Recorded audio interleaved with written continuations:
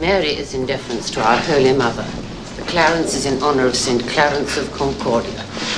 There are 3 vows every nun must accept. The vow of poverty, the vow of obedience, and the vow of chastity. I'm out of here with that. You think you know Sister Act, but behind the feel-good music is chaos Disney never wanted you to see. Never came up. You know, the sensuality and sexuality, I guess, are not synonymous. We're not synonymous with me. And I guess the older I've gotten, the more acceptable it's been. Did you know the script wasn't finished when filming began? Did the movie nearly star someone else? Or that Whoopi Goldberg refused to promote one of Disney's biggest hits? If you grew up with this VHS classic, this video is for you. Using interviews, lawsuits, and behind-the-scenes accounts, we're revealing 15 weird facts hidden for decades, from secret rewrites and casting disasters to legal drama and power plays that changed Hollywood forever. 15. Rewriting chaos behind the scenes, Carrie Fisher. The production of Sister Act was marked by a level of behind-the-scenes chaos that would normally doom a studio comedy. After Bette Midler passed on the project and Whoopi Goldberg signed on, Disney abruptly demanded a full rewrite tailored to Whoopi's voice and comedic style. The writers were given just 2 weeks to overhaul the script, an impossible task that left the movie unfinished when cameras started rolling. Director Emile Ardolino later admitted the difficulty of shooting scenes out of order, sometimes arriving on set to discover that upcoming scenes hadn't been written at all. As the script continued to wobble during production, Disney brought in multiple high-profile writers, including Nancy Meyers and Robert Harling, to perform emergency rewrites. Despite their efforts, continuity and character consistency remained a challenge. The original screenwriter, Paul Rudnick, felt the story had drifted so far from his original vision that he requested to be credited under the pseudonym Joseph Howard, a rare and telling move that underscored how turbulent the process had become. Amid the confusion, Whoopi Goldberg took matters into her own hands by calling in Carrie Fisher as an uncredited script doctor. Fisher helped punch up dialogue, sharpen jokes, and most importantly, reshape Dolores into a character that felt authentically Whoopi rather than a leftover Bette Midler role. She also served as an informal mediator when tensions flared with Disney executives. Against all odds, the patchwork production came together, resulting in one of the most beloved comedies of the 1990s. If you think Sister Act has already gotten weird, wait until you hear what's been buried for decades. 14. The deal that changed everything. After the massive success of Sister Act, Whoopi Goldberg turned behind-the-scenes frustration into unprecedented leverage. When Disney approached her to return for Sister Act 2, they offered a salary reportedly between $7 million and $12 million, making her the highest-paid actress in Hollywood at the time.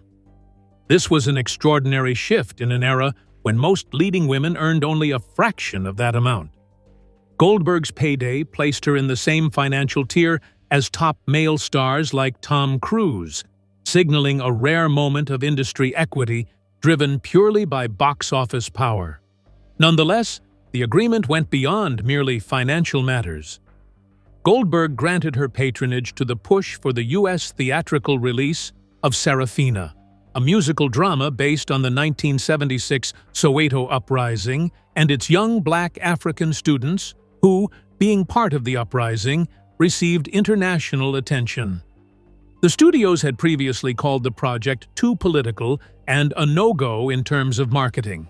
It had been independently produced in Europe and was still looking for an American distributor, even with Goldberg's association.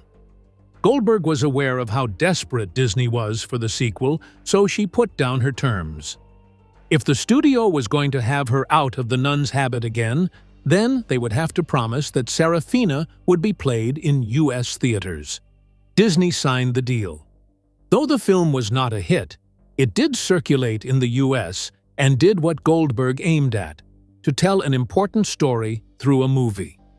The deal is still a strong case of how commercial success can be turned into artistic influence. 13. From screen to stage. Sister Act didn't stop its cultural run when the credits rolled. Nearly 2 decades after the film's release, the story made the leap from screen to stage, opening as a Broadway musical in 2011. With a built-in fan base and a feel-good premise, the adaptation arrived with high expectations and delivered strong reviews and multiple Tony Award nominations.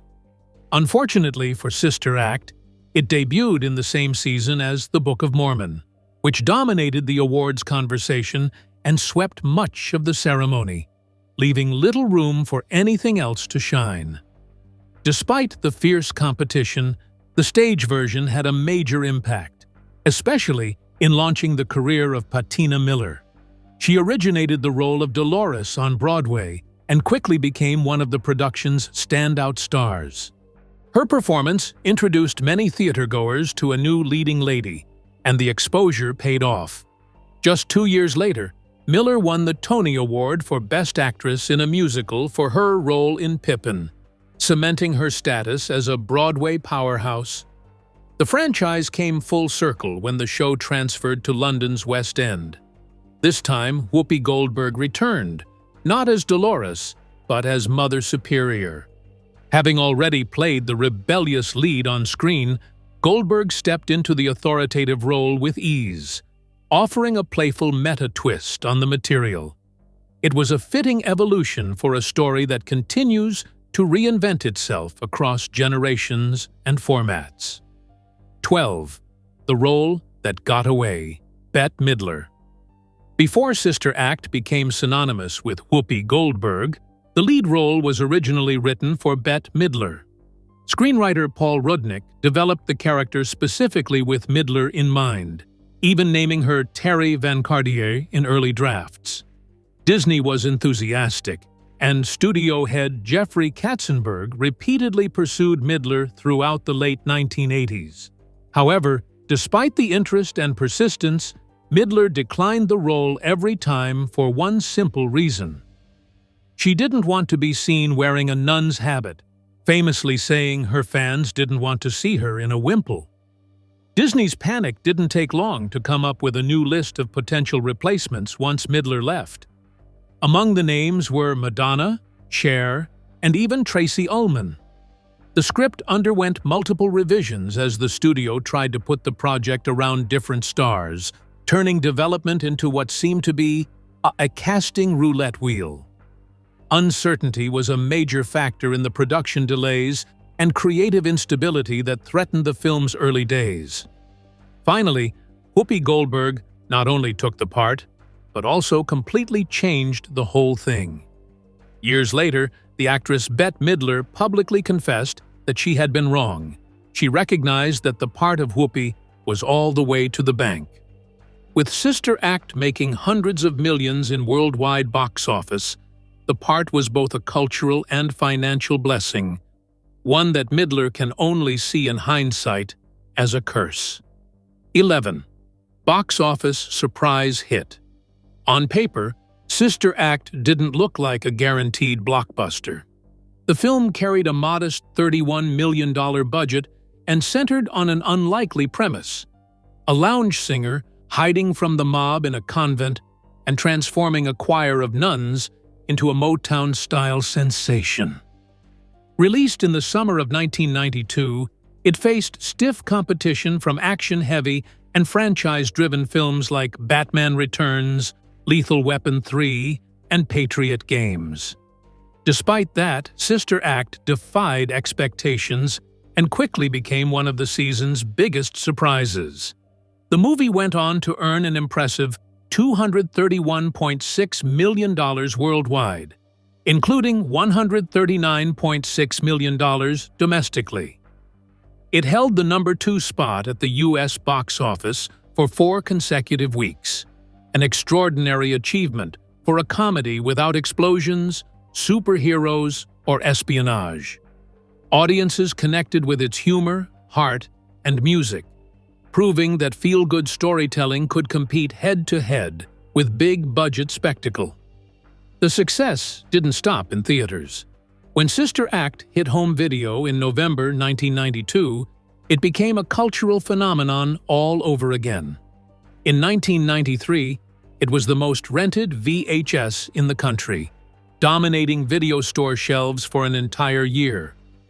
In an era when weekend plans depended on tape availability and rewinding etiquette, Sister Act became a household staple, cementing its status as a true pop culture classic. 10.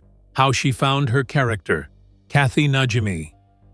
Kathy Najimy didn't immediately know how to bring Sister Mary Patrick to life, despite the character's boundless enthusiasm on the page. The breakthrough came unexpectedly while she was watching Entertainment Tonight. Najimy saw anchor Mary Hart deliver an aggressively cheerful on-air compliment and instantly recognized the tone she'd been searching for. That hyper-bright, endlessly upbeat energy became the foundation for Sister Mary Patrick, transforming her into one of the film's most memorable scene stealers. The moment that very enduring notion stuck, the character came into view all at once. Sister Mary Patrick is not an ordinary joyful person. She basks in the glory of her joy to such an extent that it becomes almost unbearable. While Mother Superior upholds monastic life with strictness and toughness, Mary Patrick treats singing in the church as the most thrilling event of her day. Her innocent-in-wonder enthusiasm not only creates a contrast with the inflexible structure of the convent, but also assists in building the crazy tight and vivid character of the ensemble that is loved so much by the audience. The actress's success is due to her performance being based on her background as a character actor and not being just pure exaggeration. Najimy was already known and respected in the theater and comedy world for The Kathy and Mo Show, an off-Broadway sketch production later adapted into HBO specials before Sister Act. That background helped her to mold a big character that was detailed and real. Sister Mary Patrick is a lovely character, but not a stupid one. A joyful character, but not a fake one. A character that is both very funny and somewhat real at the same time. 9. Why the star refused to promote it. Whoopi Goldberg. Despite Sister Act becoming one of Disney's biggest hits of the early 1990s, Whoopi Goldberg refused to promote the film when it was released. The decision stemmed from deep frustration built up during production, particularly over the constant rewrites and strained relationship with studio leadership. By the time filming wrapped, tensions were so high that Goldberg declined to participate in any press tours, interviews, or talk show appearances, an almost unheard-of move for the lead actress of a major summer release. The absence of its biggest star could have hurt the film, but Sister Act proved to be an exception. Audiences showed up anyway, driven by strong word of mouth and the infectious appeal of the music. The soundtrack climbed the Billboard charts and stayed there for more than a year, becoming a hit in its own right. The film's success demonstrated that sometimes a movie resonates so strongly that it doesn't need the full promotional machine behind it. Ironically, the box office triumph helped heal the very rift that caused Goldberg to step back. Nothing smooths over studio conflict quite like a 9-figure global haul. Sister Act went on to become a defining film in Goldberg's career, proving that even without traditional promotion, authenticity, charm, and audience enthusiasm can carry a movie to extraordinary success. 8. Wild moments off-camera. The off-camera antics during Sister Act were nearly as memorable as the film itself. Kathy Najimy and Wendy McKenna fully embraced the absurdity of their nun costumes, especially while staying in hotels during production. In one infamous moment, the two ordered wine and fries from room service while still in full habit. Before the food arrived, Najimy dared McKenna to sit on the bed watching a porn channel to shock the delivery person. The plan worked, until Mackinac broke into laughter and lost a $100 bet in the process. The tumultuous events did not end there. The actors participating in the shooting of the Reno casino scenes took the surreal side of their environment fully. Najimy, who let it be known that she was a big fan of gambling, was in the company of Mackinac, who was also a nun at the time, and they were both spending their time at the blackjack tables. The two actresses were smoking, drinking cocktails, and playing cards, all dressed as nuns. The atmosphere they created was one of the most unique and imaginative. Like one could say that the Vatican opened a lounge in Reno just by looking at the scene. For casino-goers who did not know what was happening, it was a rather unbelievable scenario. Losing heaps of money to a nun who was smoking and drinking at the same time. The incidents were very much in line with the cheerful atmosphere of the production, where the actors extracted humor not only from the script, but from the outrageousness of the situation that arose out of having singing nuns in public. Don't blink. What we've uncovered next has been hiding in plain sight for years. 7. How the music became iconic. Marc Shaiman. The music of Sister Act had no right to work as well as it did, and that's exactly why Marc Shaiman's contributions were so crucial. Tasked with transforming pop, soul, and doo-wop classics into gospel-inspired choir numbers, Shaiman walked a fine line between reverence and comedy. His arrangements had to feel authentic enough for a church setting while still delivering the energy of a Reno lounge act. And somehow, he nailed both. Shaiman reimagined familiar songs in ways that felt fresh and joyful rather than gimmicky. My Guy became My God, I Will Follow Him evolved into a hand-clapping showstopper, and Hail Holy Queen was infused with a doo-wop breakdown that shouldn't have worked, but absolutely did. The finale version of Shout, originally a 1959 Isley Brothers hit, turned into a full-blown celebration that sent audiences out of theaters buzzing. The impact was immediate and long-lasting. The soundtrack spent 54 weeks on the Billboard 200 and earned gold certification, becoming a staple in households far beyond fans of the movie itself. The music was so popular that Whoopi Goldberg and several cast members later performed the choir numbers live in full habit at a fundraiser. When fictional nuns start getting booked for real events, the music has transcended the screen. 6. A very unexpected career move. Harvey Keitel. In 1992, Harvey Keitel found himself in the middle of one of the strangest career juxtapositions in Hollywood history. 2 films involving nuns that could not have been more different. In Sister Act, Keitel played Vince LaRocca, a Reno mobster whose greatest frustration is that his ex-girlfriend disappears into a convent choir. His performance balanced genuine menace with just enough cartoonish frustration to fit inside a Disney comedy, including moments where even his own henchmen hesitate to shoot a woman dressed as a nun. What makes the part even more astonishing is that Keitel acted in Bad Lieutenant in the same year. The NC-17 movie, directed by Abel Ferrara, is a very brutal and raw examination of addiction, guilt, and self-destruction.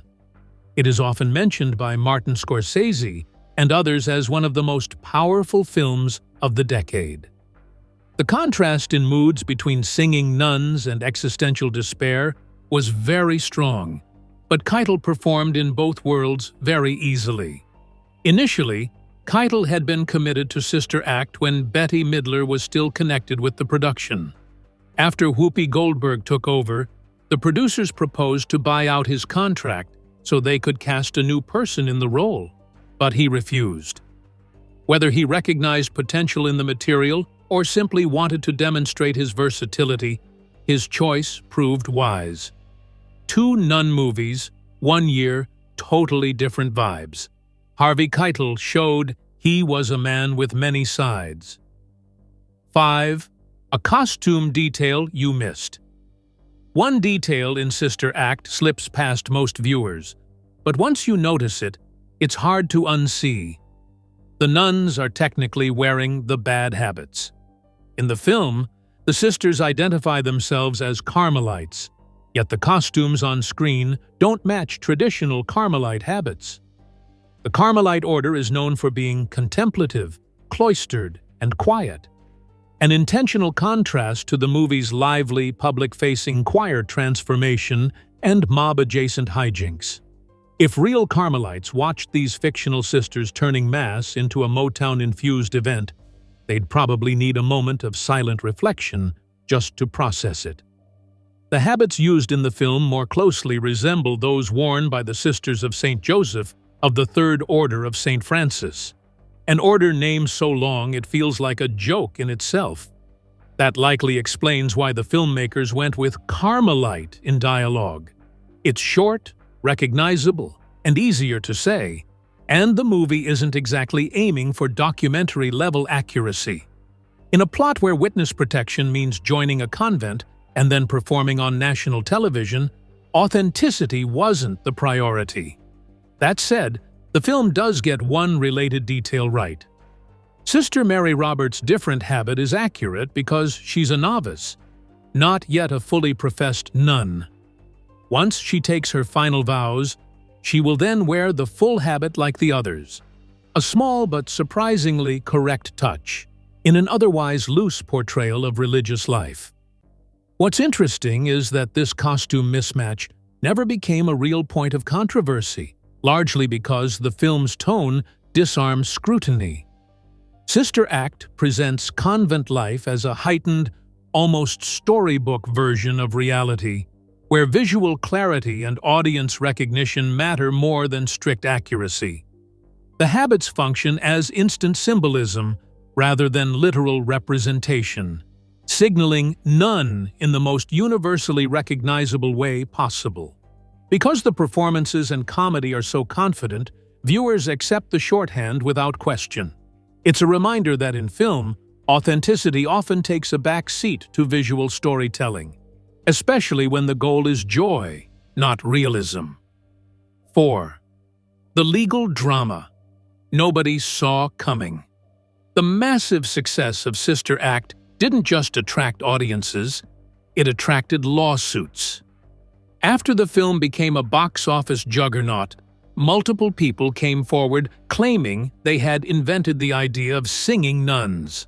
In June 1993, actress Donna Douglas, best known as Ellie Mae Clampett from the Beverly Hillbillies, and her writing partner Kurt Wilson filed a $200 million lawsuit against Disney, Whoopi Goldberg, Bette Midler, and several production entities. They alleged the film plagiarized their book A Nun in the Closet, claiming they had submitted a screenplay adaptation to Disney and the actresses multiple times in the late 1980s. In 1994, Douglas and Wilson claimed that the movie Sister Act had more than 100 points of similarity with their material and refused a $1 million settlement offer. The court, however, sided with Disney and the other defendants eventually. The judge pointed out that the plaintiffs would not be able to win unless the material had been copied almost verbatim. The lawsuit was thrown out, thus marking the end of the first stage in the series of legal disputes. Not long after, a similar situation arose.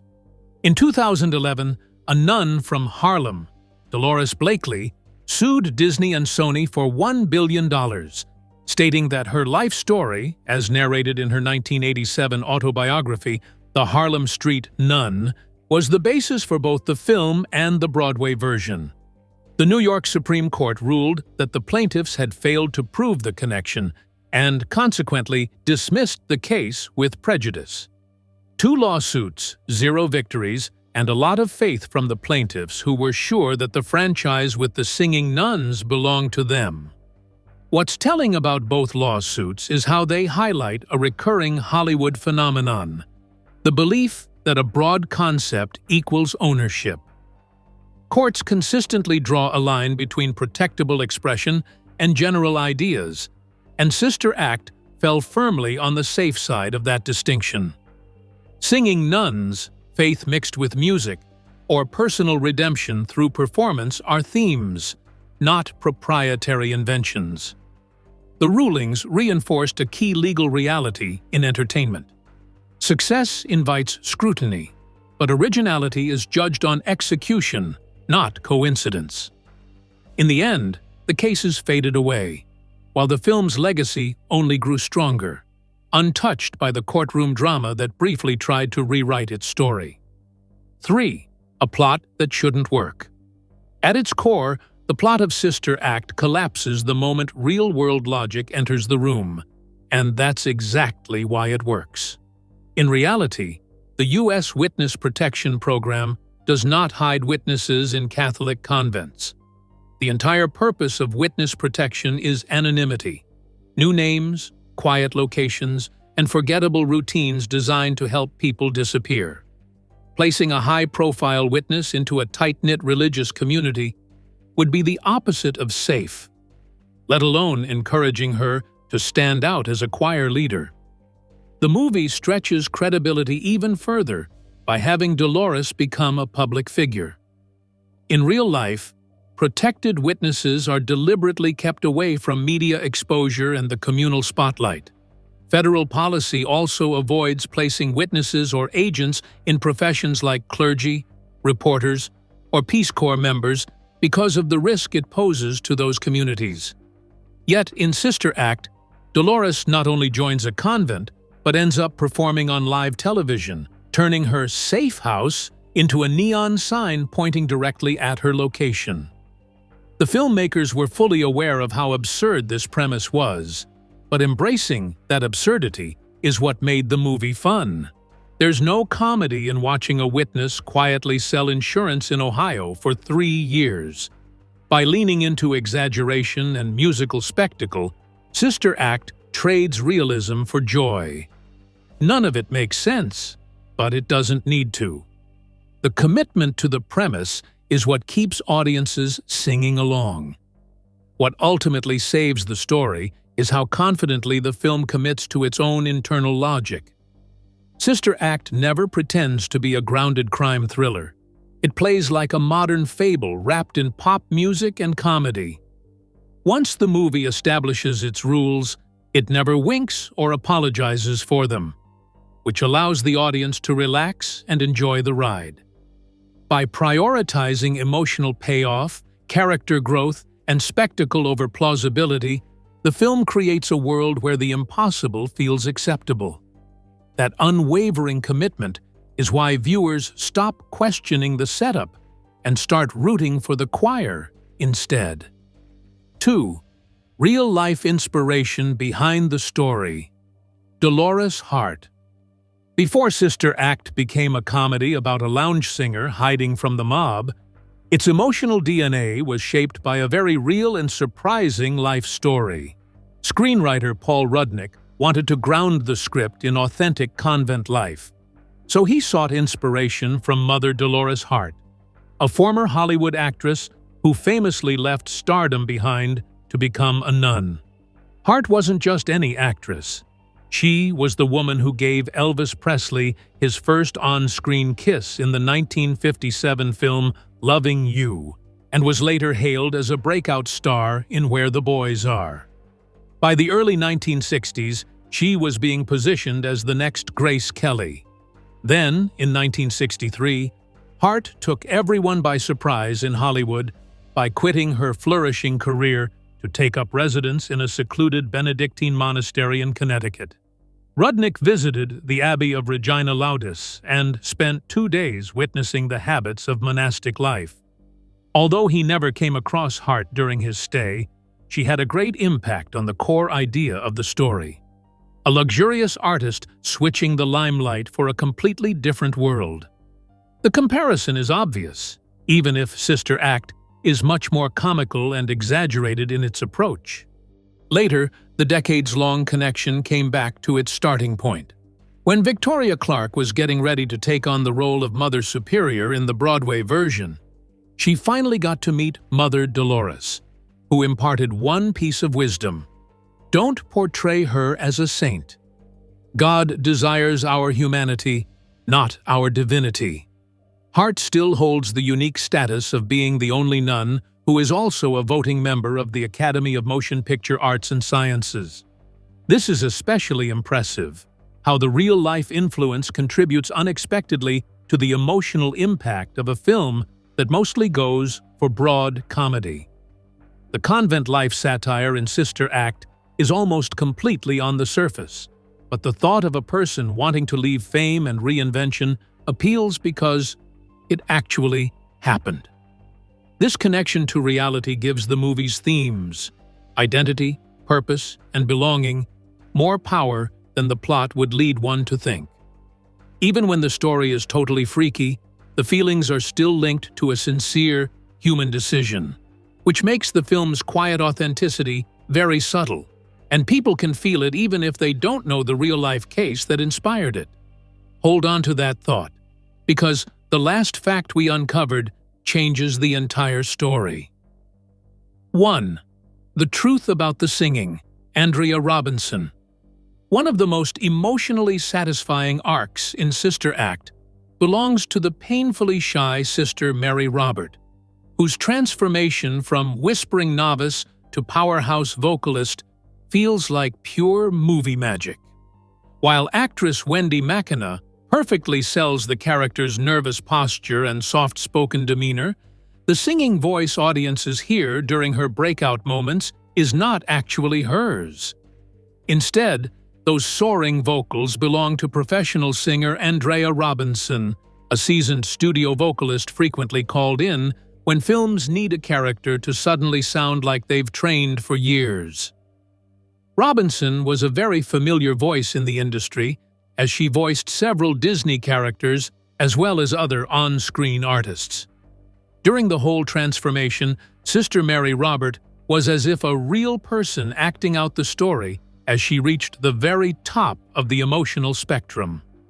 The collaboration worked because McKenna did the acting, and Robinson gave the voice with accuracy, therefore making a wonderful and believable partnership that most of the audience never doubted. On the other hand, Whoopi Goldberg not only sang, but also performed all the songs for her character in the film. The entire vocal part of Dolores Van Cartier, from the lounge performances in Reno to the church rehearsals and finally the big show, was provided by Goldberg. She worked with the vocal coach Mickey Curry and the vocal arranger James Ford for a long time to be able to play the character. When she sings "I Will Follow Him" in front of a full church, it is not studio trickery, but a combination of hard work, assurance, and real acting that has brought about the film's musical core being so close to nature. One thing that makes this reveal even more astonishing is that the illusion has been so perfectly maintained for so long. At that time, vocal dubbing was a normal practice in films, but never in Sister Act was the switch pointed out. There was no wink to the onlookers, no drawing the line with an exaggerated "now she can sing" gimmick. Due to the way the breakthrough of Mary Robert is presented, her new voice is perceived as that of a singer, and not one of a dubbing artist. It is hard-earned and not manufactured. And there you have it, 15 weird facts about Sister Act that prove this feel-good classic had way more chaos behind the scenes than anyone expected. If any of these surprised you, let me know which one in the comments and tell me what movie we should uncover next. Don't forget to like, subscribe, and hit the notification bell so you don't miss future deep dives into Hollywood's hidden stories. And if you want more nostalgia, click the next video on screen now. Your rewind era isn't over yet.